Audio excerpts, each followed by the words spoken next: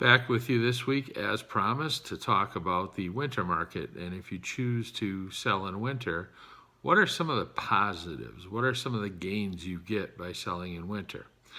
First off, we find that the average buyer is a much more serious buyer than we see in spring and summer. Now let's just look at it for face value.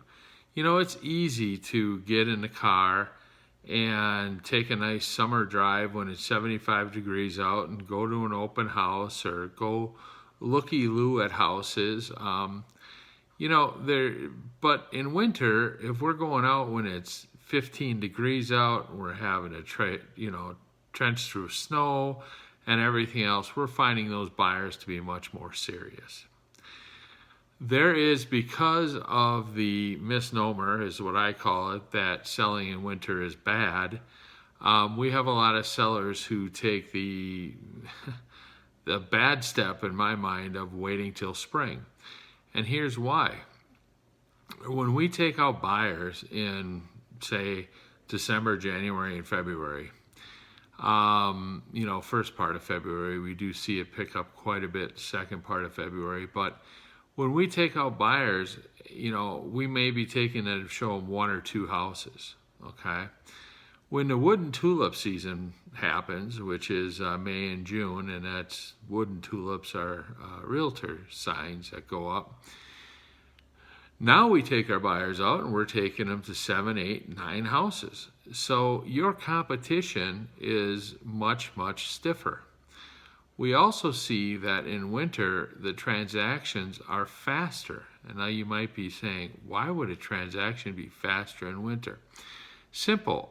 Sometimes we have a buyer that would love to move into a house sooner than they can.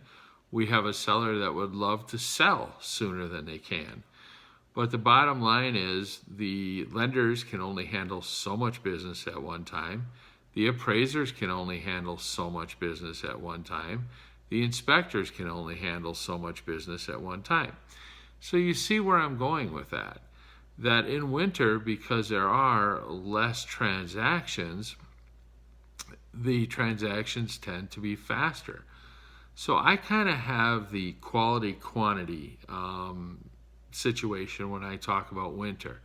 Do you want a quality transaction, or do you want quantity in the number of people going through your house? If you get the money that you want, you get your questions answered as you would with me, and you save time, really, why do you care when you sell? So that is my take on winter sales. And trust me, if I was selling my house, there's no way that my house would go on the market unless it was a disastrously, life-changing event that caused it. I wouldn't take my house active any later than middle of February, and I'm in this business. So, as always, if you have any questions, you saw my information scroll before, you'll see it scroll after. Get a hold of me. You can also comment on wherever you see this posted, and I'll be happy to answer any questions. Stay safe, take care, and happy Thanksgiving.